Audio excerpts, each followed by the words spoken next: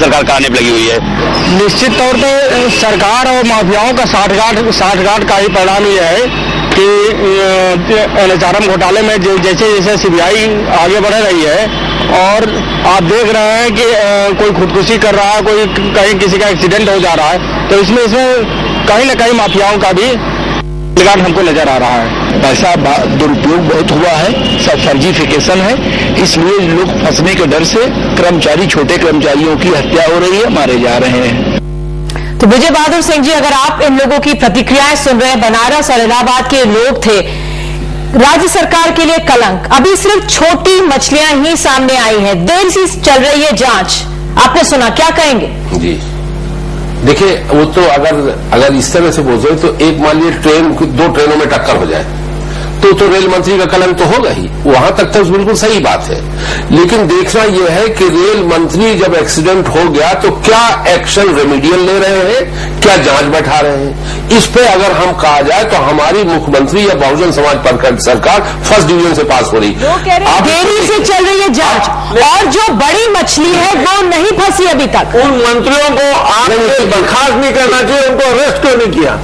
तब हम समझते हैं आपने कैसे लिया, आपने अरेस्ट तो किया, उनको बर्खास्त कर दिया, वो पार्टी छोड़ के चले गए, अब मस्त घूम रहे हैं, बीजेपी वाले उनको अपना लिए, अब अपना मस्ती है उनको, ये क्या बात है? उनको अरेस्ट करते तब आपने एक्शन लिया। जी बरगोडिया जी से पूछे, ये दिल्ली में रहते हैं, ए राजा को क्यों नहीं प्रधानमंत्री कानून हो गया? वो तो नहीं किया, एक साल यहाँ पर एक सवाल है, खुशवाहा जी को तो पार्टी से निकाल दिया, लेकिन अनंत कुमार मिश्रा जो हैं वो सतीश चंद्र मिश्रा के फर्स्ट कजन हैं, मंत्री पद से तो उनको हटा दिया, लेकिन उनके यहाँ एक भी CBI की रेड नहीं हुई, उनको बचाया जा रहा है क्या? तो इससे माने निधि जी आपने बहुत you have put, I am grateful. Nidhi आपने बड़ा लोडेड क्वेश्चन पूछा, मैं आपसे ये पूछना चाहता हूं, और खासकर अपने कांग्रेस के मित्र जो बरगोडिया साहब बैठे हैं, ये जब इंक्वायरी सेंट्रल एजेंसी CBI कर रही है तो क्या CBI, क्या उनके पास स्टे ऑर्डर, CBI क्यों नहीं एक्शन ले रही? अगर CBI के पास सबूत आएगी तो मुझे बिल्कुल विश्वास है और इसमें कोई निसंदेह है, और मुझे मैं निश्चित मत कहूं कि CBI उनको भी पकड़ेगी। चलिए हम CBI की समझ आ गए। जावड़ेकर जी, आप कुछ कहना चाह रहे थे?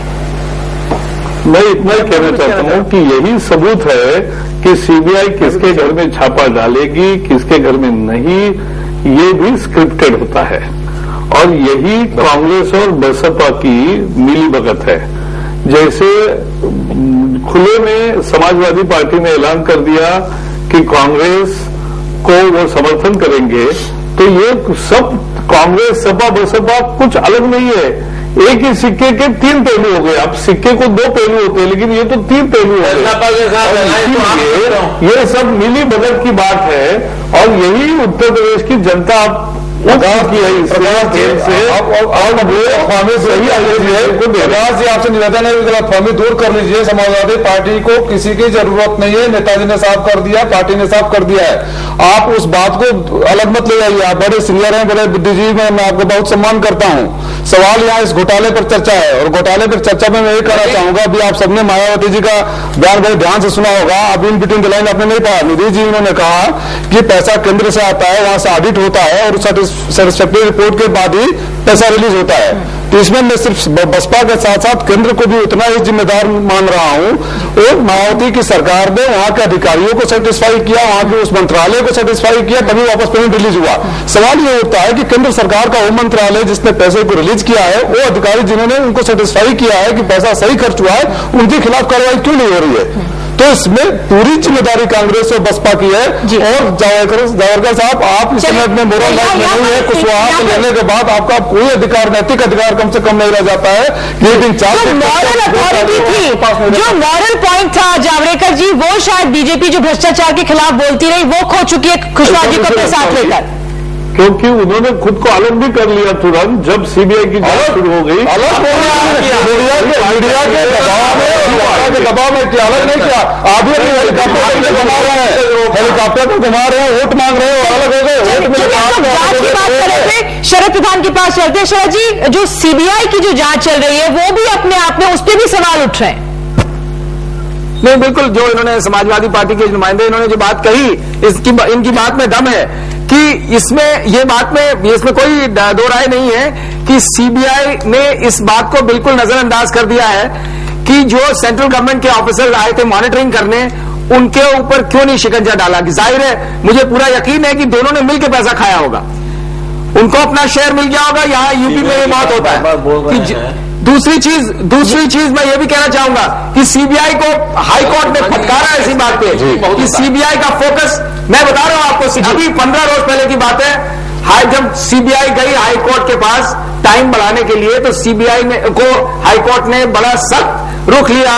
उन्होंने कहा कि ये जो है आप टाइम वेस्ट कर रहे हैं और आप छोटे छोटे चीजों के पीछे पड़ रहे हैं। एक 13-14 करोड़ का कोई मामला था जो किसी एजेंसी से काम कराया गया था, उसमें इतना ज्यादा उन्होंने सीबीआई ने वो पेनिट्रेट किया कि उसमें एक आदमी ने सुसाइड कर लिया। लेकिन जो असली हजारों का घोटाला है वहां पे फोकस नहीं है। जिन सिलेक्टिव सीबीआई भी सिलेक्टिव है, और ये बात मैं खाली नहीं कर रही, ये हाईकोर्ट में कही गई है। सीबीआई जी मैं आपके पास आऊंगी, संतोष जी आपके पास भी आऊंगी। जांच कहां तक पहुंची है और वाकई अगर कोई नई सरकार आती है, समाजवादी पार्टी से पूछेंगे तो वो क्या कदम उठाएंगे, एक छोटी सी ब्रेक के बाद। तो बड़ी खबर में हम चर्चा कर रहे हैं एनआरएचएम घोटाले की। उसमें 9 लोगों की जांच जा चुकी है। विजय बहादुर सिंह जी, हम ब्रेक से पहले चर्चा कर रहे थे जो सीबीआई की जांच चल रही है, लोगों की प्रतिक्रिया हमने सुनी किस तरह से देरी से चल रही है। लेकिन सवाल इस चर्चा के दौरान ये भी है कि वाकई में क्या राज्य सरकार इस नीति को लेकर गंभीर थी।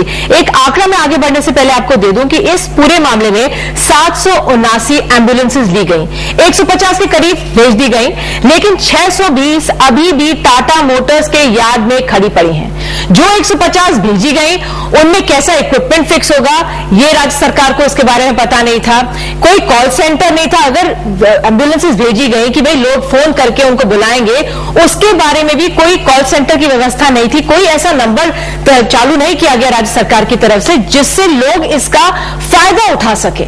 क्यों इतनी गैर गंभीर रही राज्य सरकार इस मामले पर? देखिए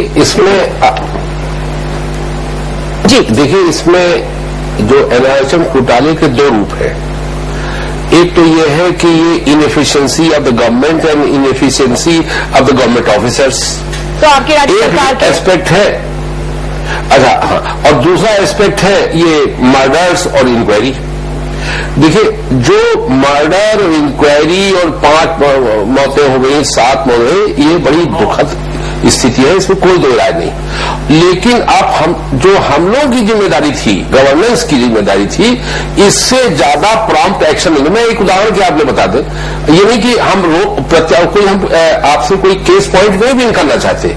जो दुखद घटना है, जो क्राइम है, वो क्राइम है, उसको सर क्राइम अलग। आपने कहा कि सीबीआई जांच कर रही है, लेकिन जो इनएफिशिएंसी है, जो सरकार गैर गंभीर लग रही है। अब एक आपको आंकड़ा दूं, 191 लोगों का कैटरैक्ट का ऑपरेशन हुआ, उसमें से 93 से 93 लोग बोगस पाए गए, उनका हुआ ही नहीं ऑपरेशन। पैसा कहां गया? एक जनवरी को बच्चे के दौरान जो पैसा दिया जाता है उस पर घोटाला पाया गया। तो अपने आप में जितने कम लोगों को भी फायदा देना था उन तक भी वो नहीं पहुंचा। और सारा पैसा उस मशीन में चला गया जो नोट गिनने के लिए खड़ी है। ये देखिए कंजेक्चर। देखिए, चैनल एक माध्यम नहीं है अपनी भड़ास निकालने का, नहीं तो फिर चैनल की बात डिस्कशन की गरिमा गहनता झीली हो जाएगी। सड़क की लड़ाई नहीं। मैं आपको ये कहना चाहता था, जैसे ये आपने कहा कि कॉन्ट्रैक्ट फर्जी हुए, लोगों ने गलत पैसे लिए, इसका जैसे ये बात प्रकाश में आई तो बहुत फास्ट क्विक इसमें दंडात्मक एक्शन किया, उनको सस्पेंड कर लिया गया। इसमें 12-15 आदमी निकाल दिए गए हैं और पूरी इंक्वायरी जारी। इसी बीच में आगे ये सीबीआई की इंक्वायरी, तो जितने पेपर्स इसमें कनेक्टेड थे सब सीबीआई के, आप तो समझ से जानती कि बड़े लंबा उनका कन्वेंस होता है सबके पास।